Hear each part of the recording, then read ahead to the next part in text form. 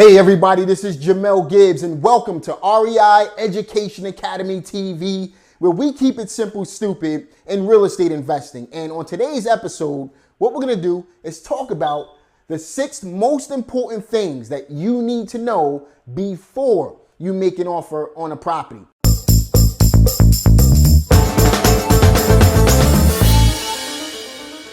And without knowing these 6 things, you're playing the guessing game when it comes to making your offers on property. So we're going to talk about in detail what the 6 most important things are before you make an offer on a property. We need to know these things in order to make offers. Okay, so let's go ahead and jump right in. Okay, so the very first thing we need to know is what is the asking price on the property and how much is owed on that property as well. Okay, as real estate investors, we cannot make an offer on a property if we don't know how much the asking price is and we don't know how much is owed on that mortgage. I can't tell you how many times real estate investors or motivated sellers or students come to me with deals and they don't know how much they want for that particular property, or there's no asking price attached to that particular property. Okay, listen, as a real estate investor, you cannot make an offer on a property if you don't know how much the asking price is. Okay, it can cause you to pay too much or too little if you go out and you just throw offers out there. Okay, so you need to know how much the asking price is and how much is owed on that particular property. Okay, now think about it like this. When you go and buy a car, if you didn't know how much the dealer wanted for that particular car, absolutely not. And if you did, you're crazy. Okay, so listen, you need to know how much the asking price is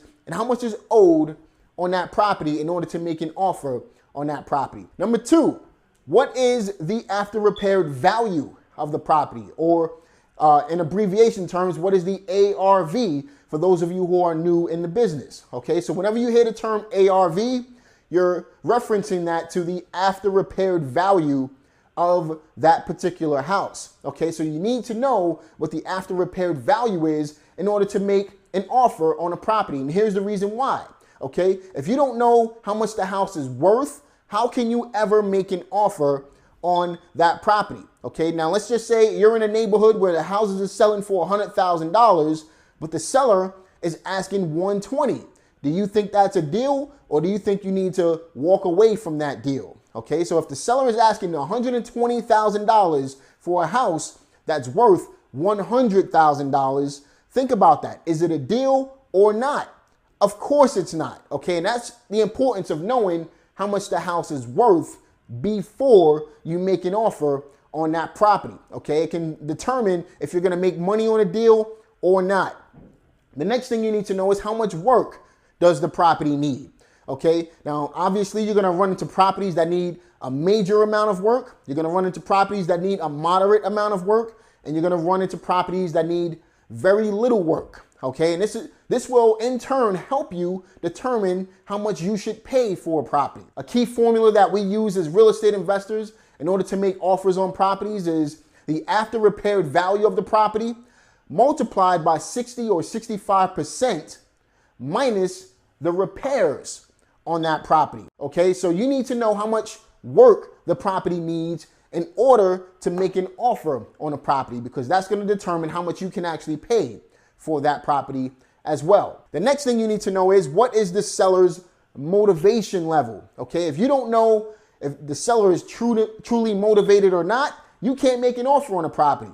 Think about it like this. I receive a ton of phone calls every single day in my office from people who claim to be motivated sellers. The majority of those people are not truly motivated to sell. What they're looking to do is fish for offers. They're looking to see how much someone would actually give them for their particular house.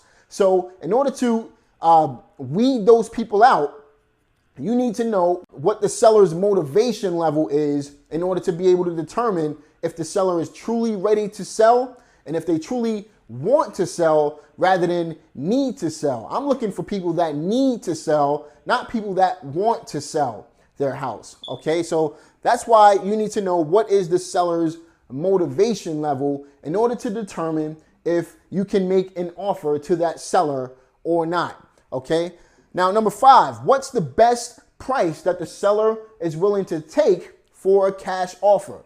Now, I would only ask this question if I see that there's a big spread between this number and this number. And that's why it's so important for you to understand what the asking price is and the after repaired value is. Okay, case in point.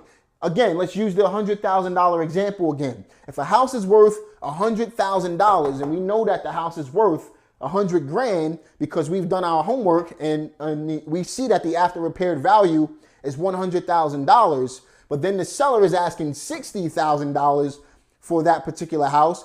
Do you think there's a big enough spread between these two numbers in order to make an offer to that particular seller? There absolutely is. And that's why if you see that there's a big spread, like using this example that we just went over a second ago, if you see that there's a $30,000, $35,000, $40,000 spread or more, then you need to find out if the seller is willing to go even lower, because there's a big enough spread here and you want to find out what the lowest amount is in order to make a cash offer to that particular seller.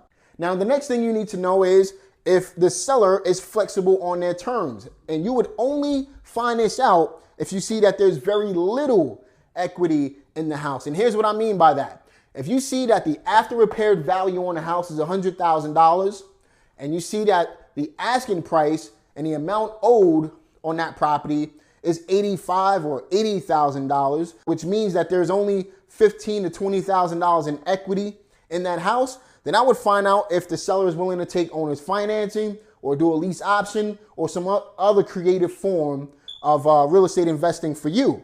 Okay, so you need to find out if the seller is flexible on their terms, and this will help you in determining what type of offer you need to make to that particular seller.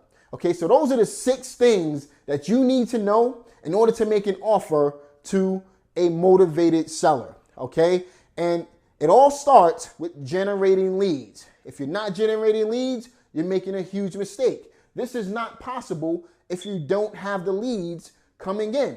So in order to find a simple yet effective way to generate motivated seller leads, go to REIEducationacademy.com/cheat sheet. Okay, you can see it right there on the screen.